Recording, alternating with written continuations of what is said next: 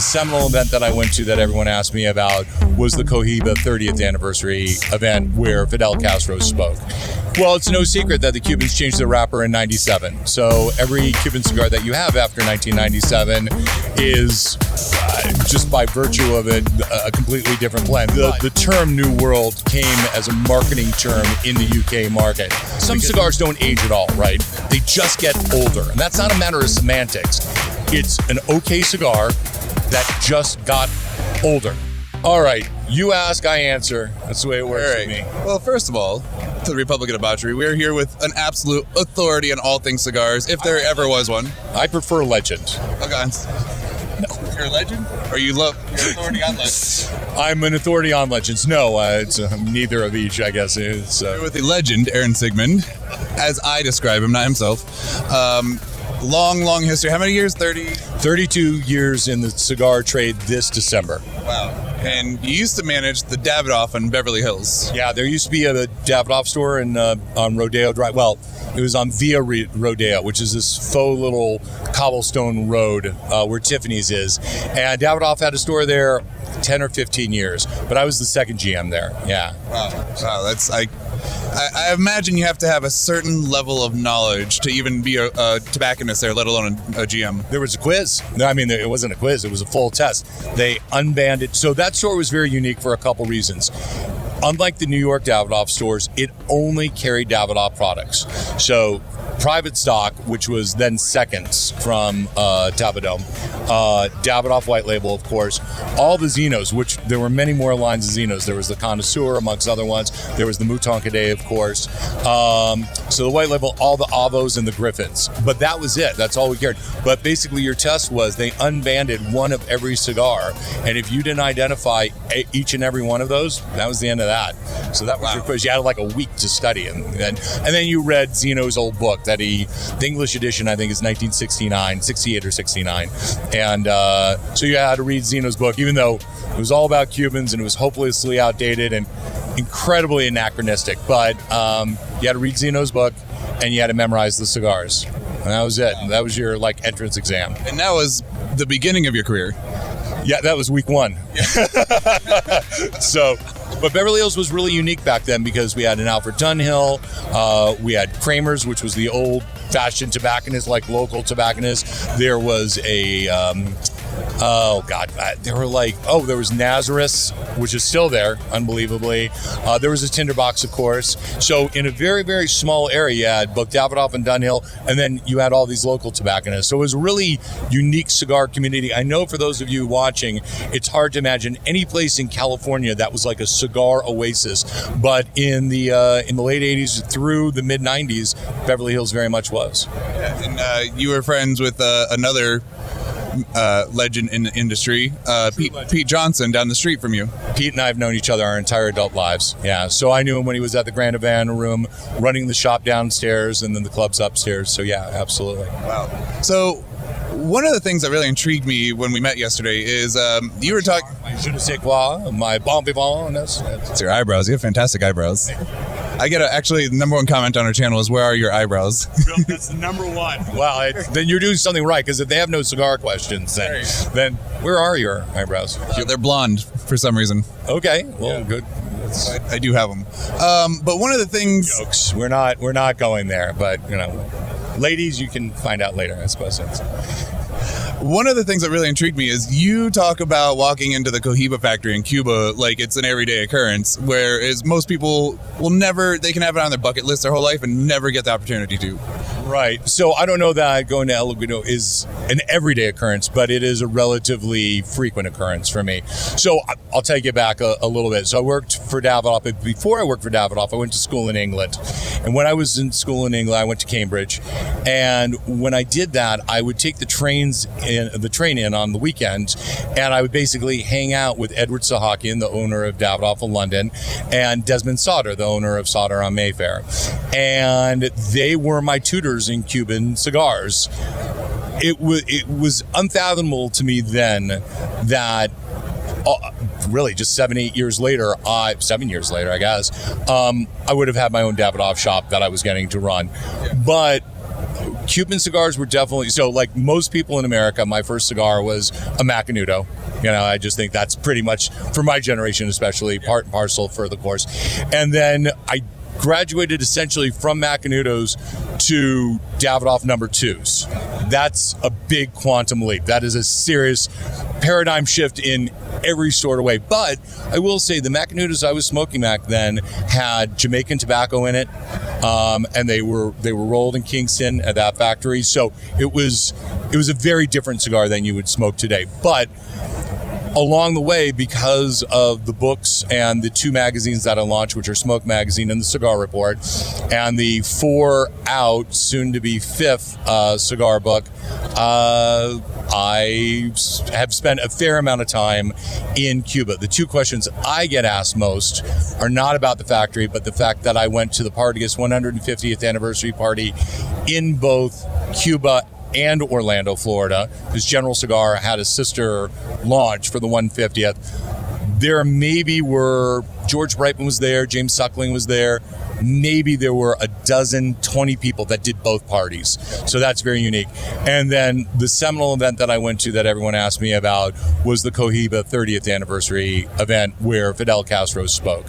And so, I've been to the festivals and other things along the way, and I've been there when it wasn't festival time, but those are the 2 kind of big stories people always ask me about, especially the Cohiba 30th anniversary, because it was one of the last events that Castro spoke at.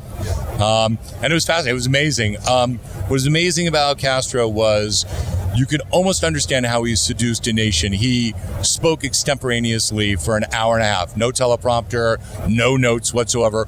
But what was more remarkable than that is right off to his right-hand side was a woman translating English, even though Castro spoke English. So he's speaking, she's, 5-10 words behind him translating. He says the word centavo, and she translates it as cent. In perfect, unaffected English, he says, no, not a cent, but a penny. And you could have heard a feather, forget about a pin, you could have heard, because he's listening to her translate while he's talking ahead without a teleprompter. And everyone knew it, and he wanted everyone to know it right then and there. But was also very specific dig at the Americans and the Brits because we have pennies. Right. So, everybody loves the Canadians, so nobody was beating up on the Canadian penny, and that was it. But that's a great, people always ask, what's your favorite cigar, your favorite cigar moment? It was a great cigar, yeah. And I don't know that was my favorite per se, but it was the most unique. After all, how many Americans were ever that close to Fidel Castro in proximity? It was pretty remarkable, and there just weren't that many of us there. Yeah. I actually wanted to go more in the direction of kind of the way Cuban cigars used to be, because a lot of like Nicaraguan and Dominican growers use the Cuban seed, but it's not like Cuban tobacco used to taste. Right, well, it's not. And by the way, who's doing the interview here? I thought I was allowed to tell my own stories. Well, it's no secret that the Cubans changed their wrapper in 97. So every Cuban cigar that you have after 1997 is just by virtue of it, a completely different blend. But for the millennium, we cracked open, a buddy and I cracked open a bottle. We did crack open some bottles too, but a box of 1961 Monte Cristo number 1s. And if you smoked that cigar and you smoked a relatively, recently aged cigar, so like a 5-year cigar, they were incredibly reminiscent right at the time of the millennium. And now, of course, today they taste nothing like that. I was given a cigar, I won't say by whom, when I was in London last, which I go to a couple times a year. And it was a Ramoniones. And the first thing they tell me is, do you want me to hold that? All right. The first thing they tell me is, you're going to love this cigar, but it tastes nothing like a Ramoniones. I'm like, well, what does that mean? It either is or is not an RA. And that's really what it's come down to. There was a cigar that came out. It was an Italian regional. I can't remember if it was a punch or not. It was something. something that where I was very familiar with the blend. And everybody on Instagram and social media in general was just extolling its virtues, saying this is the greatest cigar ever.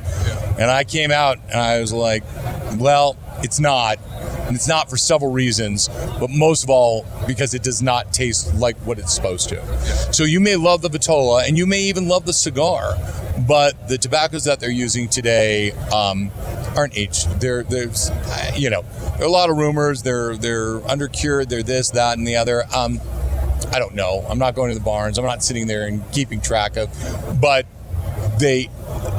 any cigar that you smoked in the 60s, 70s, 80s, and the 90s, if you smoked anything that was younger than a 97 through 99, all taste relatively the same. And there was great blend continuity. So a Monte Cristo tasted like a Monte Cristo. A Diplomatico tasted like a Monte Cristo, but that was to be expected. But a Punch tasted like a Punch, and a Hoyo tasted like a Hoyo, and et cetera, and on and on and on. I'm not going to go through all 27. But they did, and they were very specific. And there were very light cigars like Gisbert, which was inevitably pretty much relegated to the Swiss market, but was an amazing, amazing morning cigar. Very floral, very light, very sophisticated blend, something you really had to pay attention to. And then, you could kind of work your way up through it, through the day. And, Davidoff from Cuba and Dunhill from Cuba also were very, very specific. My frustration, especially the last, we'll call it 10 years, has been every blend essentially tastes very, very much like the other. And there's no uniqueness to them.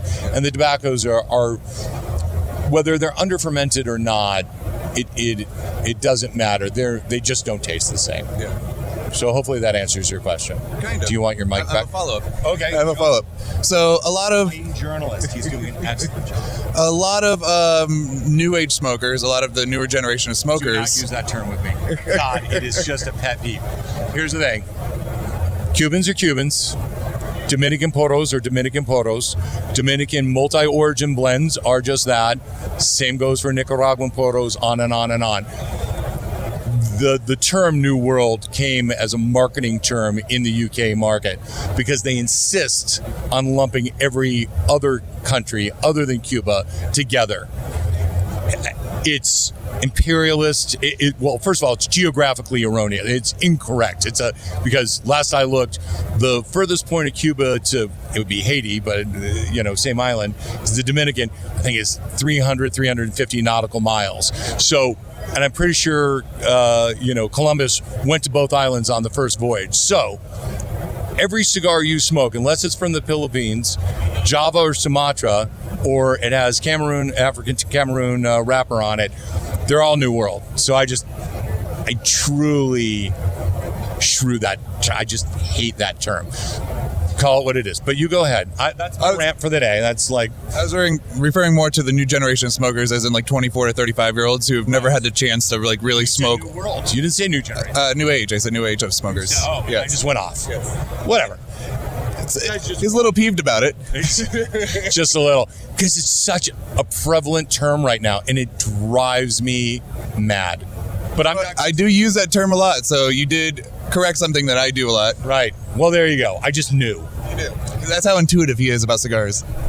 So, but the newer generation of smokers, a lot of them will only smoke Cubans, and a lot of them will not touch Cubans at all and swear that they're just terrible now. What would you say to the current world of cigars when it comes to all the others besides Cuba, not New World, and Cuban tobacco? Would you say there's still a lot of charm in Cuban cigars, but there's also some amazing other countries that are producing, or what would you say?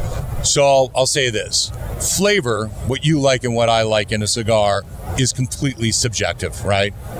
It's not for me to tell you or your audience what they should or shouldn't like. Quality and production are objective. So if you buy a box of Cuban cigars and 10 of them out of 25 are plugged, that's not subjective.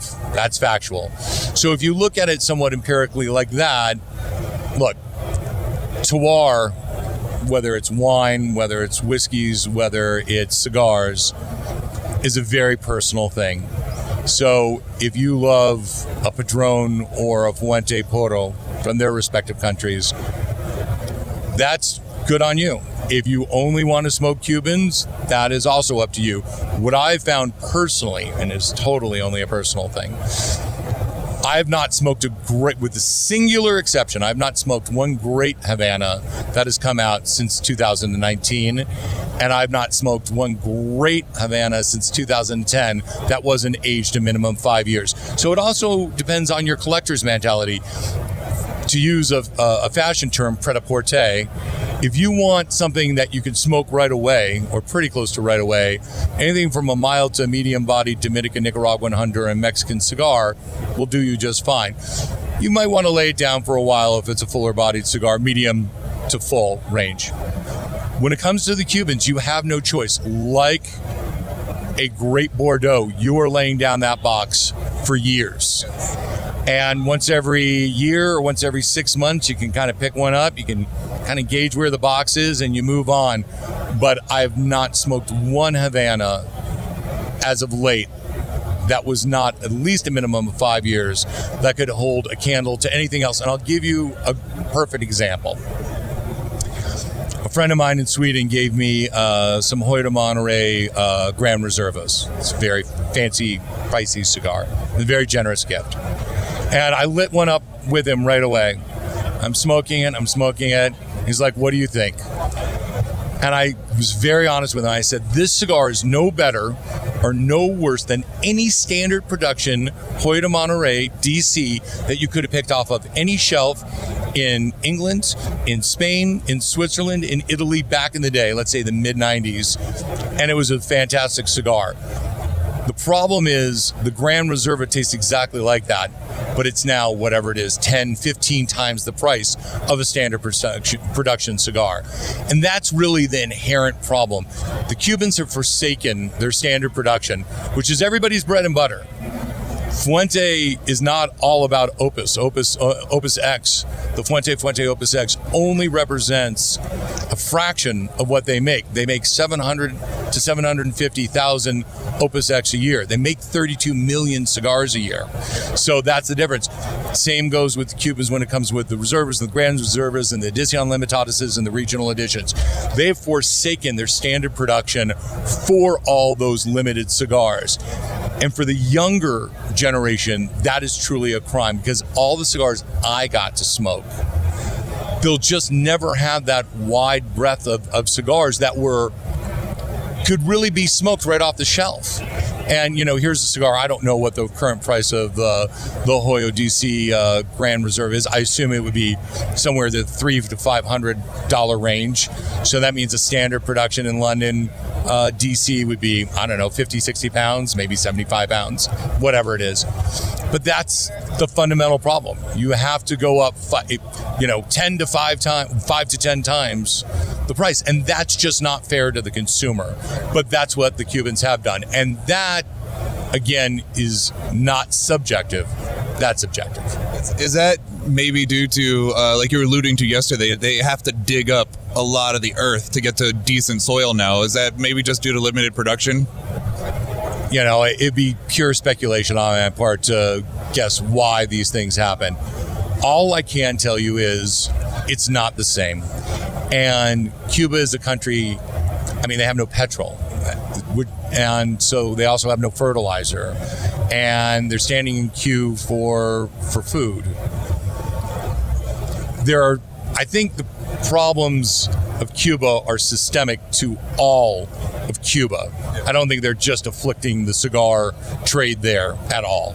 So you were saying yesterday that they used to use guano from the Galapagos to fertilize the cigars, which I have to assume adds a lot of great flavor.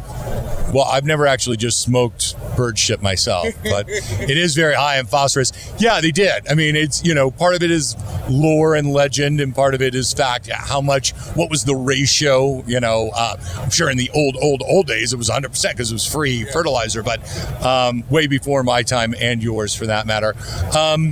Again, they keep everything so close to the vest. So anything I tell you would be hearsay, speculative, and it would be, quite honestly. And so, conjecture is just that, and I don't want to do that. You asked me a very specific question, are they the same? And the very simple answer is no, they are not the same. And that is the answer. I am loving all the information we're getting because there is so much bad information out there. Absolutely. So another thing you just alluded to, which is one of those dividing battle lines on all the forums and social media, is...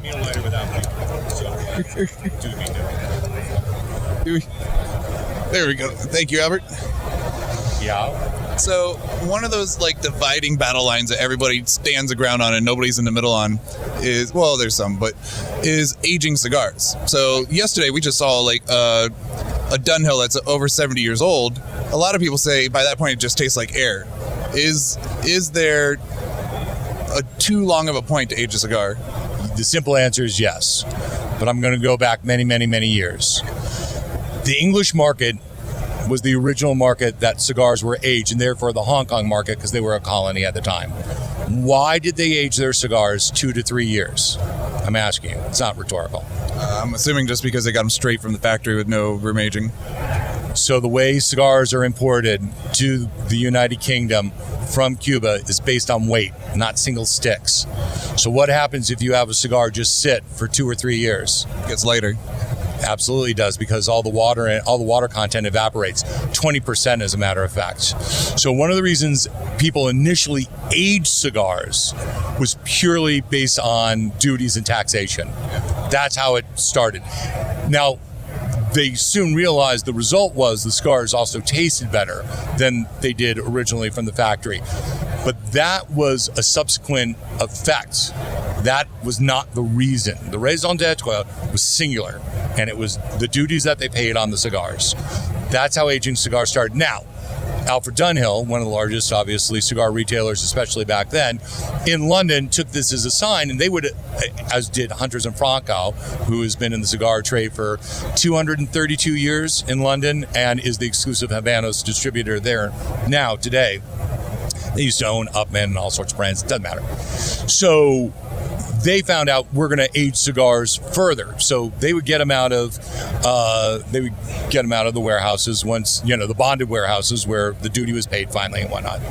And they would age them slightly further, and many of their clients would too. And Min Ron Nee, in his book, is very specific about aging cigars.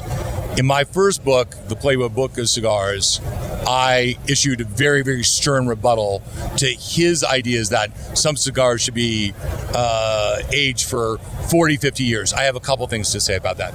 There is not a single cigar maker in the world, and it doesn't matter whether they're Cuban, Dominican, Nicaraguan, or Honduran, no cigar maker ever, it's not like being a winemaker. They do not think about what the blend they are creating is going to be in 20, 30, 40 years. They absolutely don't. It's not a consideration. And you can ask anyone at this trade show and they will tell you that. And that is fact. So part of it is that just like wine, you can age a cigar a very, very, very long time. But when will it improve? Because eventually, some cigars don't age at all, right? They just get older. And that's not a matter of semantics. It's an okay cigar that just got older. So it's an older, okay cigar. Some cigars obviously truly benefit from aging. In my estimation, 5 to 7 years is the optimum sweet spot. Now, some will say 7 to 10, and I would almost concur with that. How substantive is the change of a cigar going to be after a decade? And I would say not only negligible, but at that juncture, the oils from the cedar and the wood of the box that they're stored in and the oils from the tobacco are going to start to commingle. So you're going to have all sorts of nuances. The other fact is this: how are they stored? If you smoke a fully aged cigar from the London market up until a certain point, it has a great minerality to it. Why does it have that mineral content? Because they weren't using a distilled or a vapor water. They were using essentially tap water that they were releasing into the atmosphere, right, to keep them moist. Well, London tap water has a very specific mineral content. And if you smoke a Cuban cigar from the 70s, 80s, or 90s, before all these very sophisticated humidification systems came on board, you can taste that minerality because that's the water they were keeping the cigars freshest with, and maintaining their humidity level, relative humidity level. Great answers. I know, right? Who would have thought? I mean, I knew I was going to get a masterclass, but you're so good at taking these complex issues and dumbing them down. So I love it. Well, I am. Dumbing down is what I do, ladies and gentlemen. It's a professional. So I want to segue over. You've written a lot of books, but you just came out with a new one with Fuente, and you have 2 of them now, and they're incredible. When I heard the price, I was like, what a pretentious price that is. And then I saw the books. I was like, this makes sense. This is actually worth every penny. So there are 2 books. Both books are published by a very, very special luxury publishing house, in my opinion, the preeminent one, called Azuline. They're a New York and Parisian-based publishing company, and they're fantastic to work with. I've done several books with them, including my first cigar book for them, which was The Impossible Collection of Cigars. I wanted to do a sequel to The Impossible Collection of Cigars, but I wanted to do it on one family. I approached Carlito Fuente, who initially said no, as a matter of fact, as Carlito does to many outside non-cigar related projects. But eventually I flew down to the Dominican Republic and we struck a deal. So the first book is large. You guys will see it in the B-roll. That book is completely hand assembled. It's hand bound, it's hand stitched. The photos in it are hand tipped in. Every cigar that's represented in the book has its own cigar band, a real cigar band that is also hand placed in there. It is as much a book as it is an object d'art. It is really an art piece that I like to think tells a very nice tale, quite honestly. And you were telling us you add 24 karat ink, gold ink. It has real gold ink in it, in addition to it. It's a very special book. Now, the second book is more what I would consider a reader. It's longer. It's significantly longer. I think it's 304 or 312 pages. It's been a while since I looked at it, as far as the counting of the pages go. But it's long. It's to be read, but it only comes in a limited edition box, essentially. It's this beautiful, again, you guys will see it on the B-roll. So it comes with the 22 cigars that are featured in both books. Carlito Fuente curated those 22 cigars, and he felt they were emblematic of the legacy and the story and the tradition of Fuente. So you have some very, very commonplace cigars there, all the way to the rarest of the rare. But what's also even more special about that collection is there are 4 cigars in there that Carlito blended for other companies. So there are 2 Ashens, there's a God of Fire, and there's a Diamond Crown in there. And I do not believe there's ever been a collection previously, and I know I say this earlier or later, depending on how you cut this video. I don't believe there's ever been a collection where any of those other cigars have been in the same, box as a Fuente. So it's pretty, and you also have a Fuente Opus X 25th anniversary in that same box. So volume 2 of the 2 volumes, pretty serious. Which is like, to get a box of 25th anniversary is around $11,000 right now. I don't know the current price, but even just looked it up. Okay, well then you do know. I will tell you this. I've always had carte blanche to sample all the cigars and write the sections of the book. For the 25th anniversary, I think I got 3 cigars, and I pretty much had to beg for the 3rd. Yeah. So yeah, that's a very special cigar for sure. So is there like a particular, from the 2 books, like a certain passage that you could share with us that just like give us a taste of what's in the book, something that stood out to you when you were writing it? I think the most important takeaway from both books is this. Even though the one in the large book is abridged or truncated compared to the one in the smaller book. I know that seems counterintuitive, but one's really to read. I interviewed a lot of people who used to work at Cigar Aficionado back in the day, other people within the trade, and of course, hours and hours of interviews with Carlito.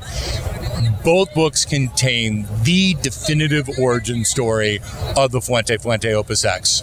And that was one of the things that was most important, other than family and tradition and legacy and having the book out for future generations. It was the single thing that Carlito wanted to get right. He's like, so many magazine articles and other things and videos have been written and taped about this, but I want to get it 1,000% right. I'd like to think that we did, if nothing else, because of the research we did with it. So, yeah, I think that is the biggest takeaway. So if you're an Opus X fan and you really want to know how the Opus X was created, then this is it. Bringing the lore to dead fact.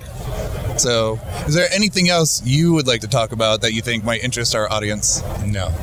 I mean, I'm writing my 5th book on cigars, so obviously I have an endless amount of things to say about cigars. But like I said, you ask questions, I answer questions. But all right. Okay, one more question for you. Sure. In your personal collection, what is your pinnacle, the one cigar that you just like, that you show off at parties and stuff like that? So there's something you should know about me in regards to collecting cigars. I do not collect cigars. I have a lot of cigars, but I collect a lot of things. I collect watches and art, a couple other things, but I do not collect cigars. And so none of them are sacrosanct. It was my birthday the other day. I smoked a Davidoff Lafitte from the late 80s, and I followed up with a BBMF Opus. Okay. And 2 rare cigars. I mean, it was my birthday after all, but I'm saying that there's nothing precious. I have a couple, to harken back to something I said earlier, the one exceptional Havana that I've smoked in the last couple of years is the El Rey del Mundo La Reina. It's a truly, and we started with the Cohiba Factory, so we'll end with that. It was rolled there. It was a regional for the UK market. It is a Lancero, which we're smoking now, and is one of my favorite Vitolas.